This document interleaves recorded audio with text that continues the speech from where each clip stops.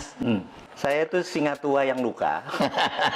Kemudian daripada merusak, ya saya menulis. Kebetulan hobi saya adalah menulis dan saya adalah amateur writer kali ya. Amateur writer itu bukan karena komersial, tetapi karena setiap hari saya punya diary. Zaman dulu saya punya diary.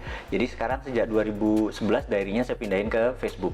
Cuman nama peristiwanya saya sadurkan supaya saya ada memori sedikit gitu ya. Nah, saya heran kenapa buku harian saya dibaca orang, itu aja yang saya heran gitu.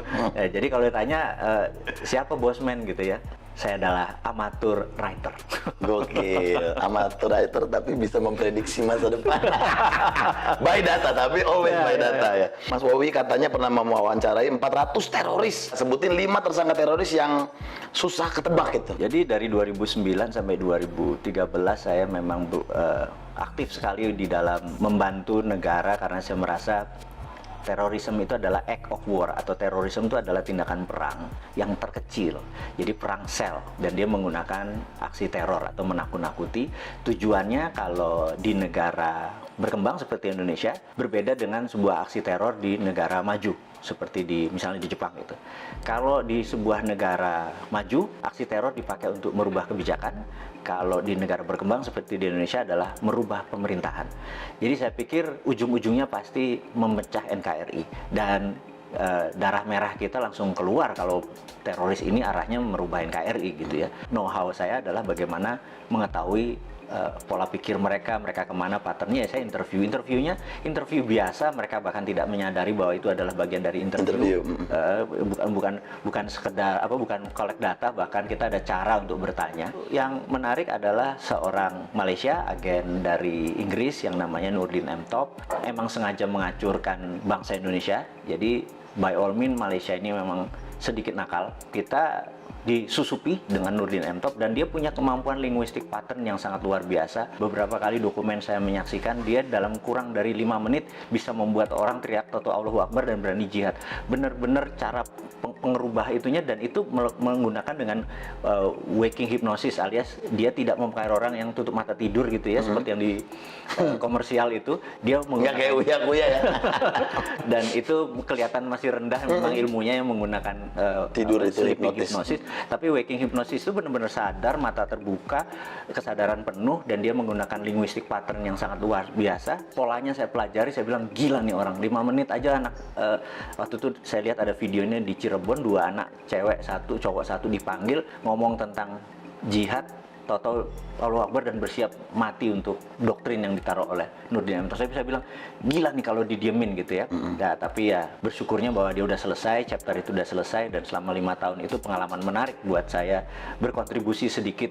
Bukan saya adalah bagian dari lembaga tertentu, tapi ini adalah berkontribusi sedikit bagaimana supaya terorisme yang mengatasnamakan agama, yang mau mecah belah NKRI sekarang bisa dikatakan sudah selesai. Tapi yang jelas yang menjadi pahlawan menurut saya adalah Pak Tito Karnavian, orang-orang yang di dunia kepolisian saat ini, yang dialah actionnya ya. Kalau saya kan cuma polanya atau patternnya atau mindsetnya saja yang saya pelajari. Mudah-mudahan menjawab apa sedikit. Yes, waduh, saya nanya saya yang merinding. Nah, Mas Wowi, pertanyaan ketiga kan, Mas Wowi pernah bilang nih, orang-orang harus paham cara dunia ini bekerja. Bisa nggak sih Pak di-share poin terpenting, minimal kita sebagai orang awam tuh harus ngerti apa sih maksudnya gitu, dunia ini bekerja tuh seperti apa gitu. How the world work, bahasa Inggris susah bener ya. How the world work. Gitu. Jadi tidak pernah berubah sejak tahun 45. Jadi sebelum tahun 45 dunia ini bergeser jauh, tapi setelah tahun 45 ke sini dunia ini tidak bergeser jauh. Setelah Long Telegram, ada sebuah buku yang menarik yang ditulis George F. Kennan, di mana dia adalah menaruh foreign policy yang diatur adalah Eropa adalah negara produsen, Amerika negara produsen, kemudian Timur Tengah adalah negara energi, kemudian Afrika adalah bahan bakunya Timur Tengah, Amerika Latin adalah bahan bakunya Amerika, kemudian Asia seperti Indonesia, Asia Tenggara, India, dan China adalah market. Kalau market itu tidak boleh miskin, tidak boleh kaya, gitu ya. Nah, kalau negara produsen harus kaya, negara sumber bahan alam tidak boleh kaya. bahkan harus lebih miskin daripada negara market gitu ya. Itu memang disetel seperti itu. Suatu hari di tahun 80-an, 90-an, di mana musuh Amerika adalah Soviet, zaman presidennya adalah Ronald Reagan, mereka fokus di Timur Tengah karena energi, dan tahun 91 Soviet rata tanah. Fokus mereka terhadap energi itu lupa bahwa ternyata China membangun manufaktur. Dan China membangun manufaktur itu bukan sendirian, dia dengan geng globalis dalam tanda petik ini ya. Tahun 80-an itu masuk ke China hanya sebagai labor murah, China membangun produksi. Nah, begitu China 20 tahun kemudian, dunia shock di tahun 2008 pada saat Olimpiade Beijing. Di situ dunia shock karena China mendadak menjadi negara produsen, dan Amerika udah telat, realize-nya, menyadarinya telat. sudah telat gitu.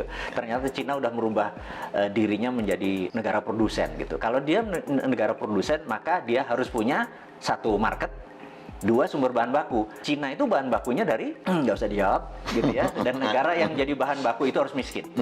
Nah, negara yang jadi pasarnya dia yaitu Amerika dan Eropa, tidak boleh kaya, tidak boleh miskin. Itu disetel sama Cina sekarang. Jadi kalau pemerintah tidak paham how the work, bener nggak? Ya kayak sekarang ini kita kayak kikuk mau dagang apa salah semua, pertanian tidak bisa independen, pupuk aja impor dan lain sebagainya karena nggak ngerti gitu ya.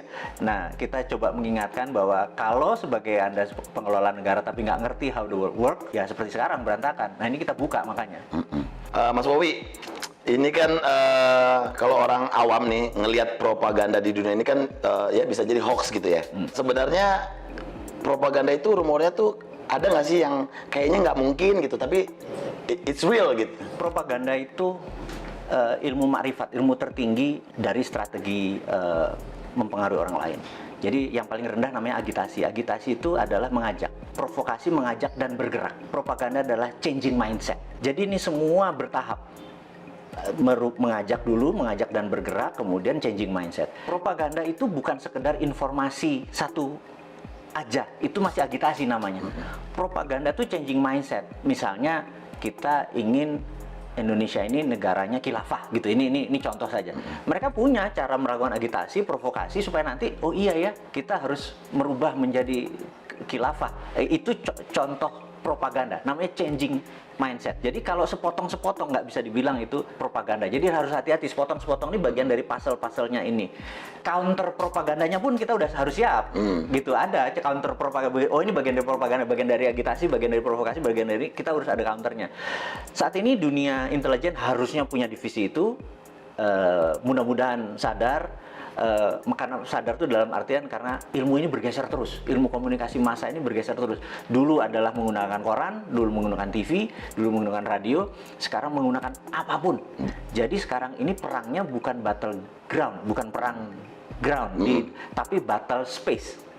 Nah, kemampuan battle space kita ini, perang di udara tadi, bukan satelitnya, bukan sekedar internetnya, bukan sekedar sosmednya, tapi kontennya ini benar-benar tidak sesederhana yang seperti kita bayangkan. Nah, di sana dokter-dokter semua, iya kan, bukannya seseorang yang ilmu pengetahuan akan psikologinya nggak mateng gitu. Jadi saya pikir banyak yang harus kita pelajari. Jadi sekali lagi anak-anak muda yang di bawah 40 tahun yang saya bilang nanti 4 tahun lagi berkuasa itu, kesempatan Anda belajar. Karena yang tua-tua nggak mungkin belajar kan? Terlambat. Kalau sekarang yang lagi Mas Wowi dalemin, khususnya di Indonesia ini lagi ada propaganda apa sih? Saat ini yang saya lihat kita terjadi pelemahan di dalam memahami namanya sovereignty atau kedaulatan. Ekonomi kita tidak berdaulat, finance kita tidak berdaulat, bahkan sumber daya alam kita tidak berdaulat. Bisa diambil contoh gini, kita udah dikadali sama Freeport. Dikadali Freeport tuh gini, Grasberg itu adalah tambang tembaga. Kita cuma dapat koper konsentrat. Setelah diproses jadi konsentrat, dikirim anoda slime, dikirim tadi, dan kita tidak mendapatkan benefit koper konsentrat. Apa itu benefit? Begitu dia masuk ke smelter, maka outputnya adalah gold 100 ton per tahun, platinum 50 ton, dan ada uranium dari rare earth. Kita tidak mendapatkan benefit tersebut. Jadi kita cuma dibayar pajaknya hanya koper tembaga gitu ya. Oke, kebodohan 40 tahun udahlah, biar dulu mbah-mbah yang kita mungkin udah dapat benefit ya wes, kita kan orang Jawa dididik mikul dhuwur mendem jero ya. Ya sudah, kita mikul dhuwur, oke gitu.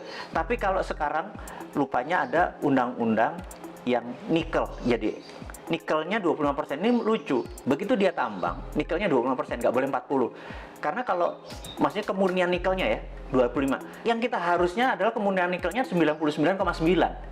Tapi kalau 99,9 maka banyak yang dibuang. Dia nggak mau, dia maunya 25% aja. Kenapa? Karena 25% itu ada dua benda yang dia incer. Satu feronya, dua litiumnya. Jadi waktu dibayar, hanya dibayar nikelnya saja. Litiumnya sama feronikelnya sama nikel lateritnya itu gratis. Nah, kemudian isu terakhir adalah tin atau timah yang katanya mau digitukan sama. Tapi sama Cina apa yang dilakukan? Kadar tinnya harus 25% karena di 75% itu masih ada yang namanya thorium, masih ada yang namanya osmium buat laras senjata. Dan kita cuma dibayar tin timahnya doang gitu ya. Nah, kok masih goblok sih gitu ya, cuman kita ngingetin aja gitu. Yang Mbok sekarang sudah sekian lama, ya kalau mau dibayar namanya konten dari mineral tadi yang dibayar. Litiumnya berapa, osmiumnya berapa, thoriumnya berapa, rare earth-nya. Jangan cuma dibayar pokoknya dan nilainya yang paling murah. Jadi koper tuh paling murah, nikel tuh paling murah, timah juga paling murah, stannum ya bahasa kimianya, SN biar pada inget ini. Pasti pada lupa pelajaran SMA dulu ya, waktu SMA dulu kalau fisika tuh saya inget ada hari libur nanti kita rebus kubis Prancis HEL gitu ya, pada lupa kan pasti kan gitu ya. Nah kita sekedar ngingetin bahwa pelajaran itu penting karena biar nggak dibodoh-bodohin. Biar nggak dibodoh-bodohin. Yang kedua adalah kenapa Indonesia tadi yang jadi marketnya Cina tadi.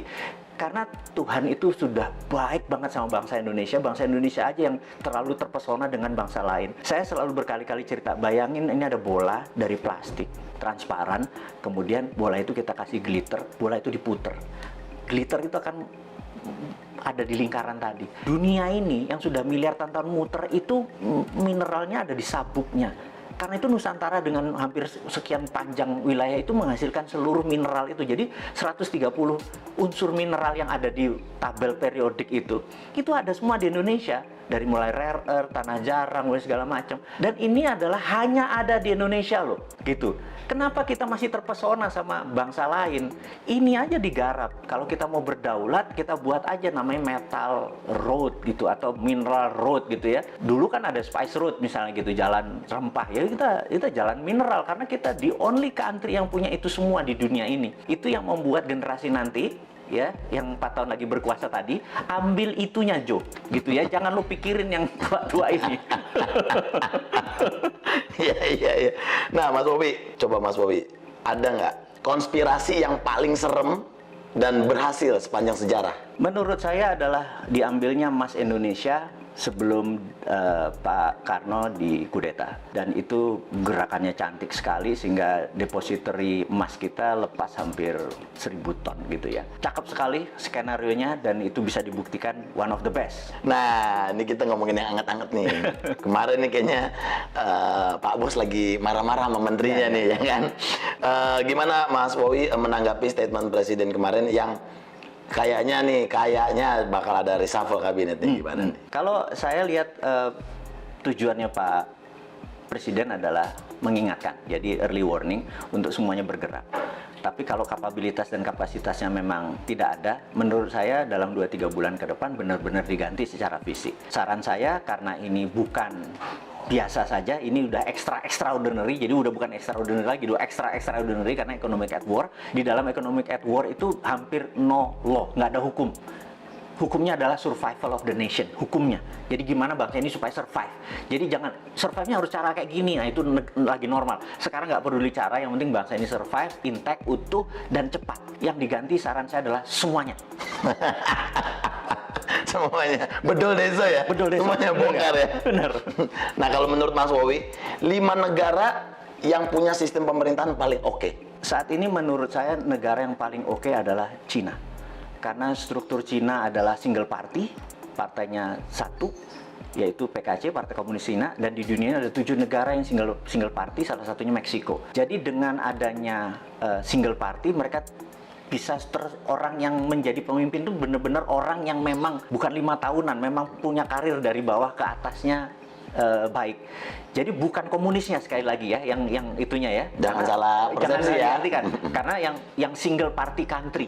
Jadi saya berharap suatu hari Indonesia akan mengadopsi itu revolusi lagi, bener nggak? Sekarang kebanyakan ya. Sekarang terlalu banyak gitu ya. Karena 2-3 pun akan terus seperti Amerika, tapi seperti Meksiko kita tahu dia single party country. Itu saya usulkan one of the best solusi adalah single party country, di mana mereka mau yang menjadi abdi negara, mau jadi public servant, memang berkarir dari bawah gitu ya. Dan jadi antara country dengan party atau partai menjadi satu. Itu tadi baru Cina tuh. Ya pokoknya yang single party country ya. Kita googling bareng-bareng. Iya. Nah itu, makanya jangan apa-apa lengkap. Nah, ya benar. Teman-teman biar belajar ke Wikipedia, bener nggak? Bener. Nah, pertanyaan terakhir.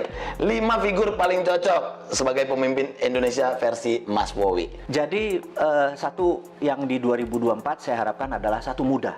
Anak-anak muda ya. Iya, muda kalau bisa milenial. Milenial artinya tidak lebih 44 tahun. Yang kedua adalah dia nasionalis, jadi bukan globalis. Ketiga dia harus religius, gitu ya. Terus dia percaya terhadap pluralisme, perbedaan dan sangat toleran. Jadi ya, kalau ada di dalam satu figur, dia adalah figur yang paling cocok memimpin negara ini. Mantap.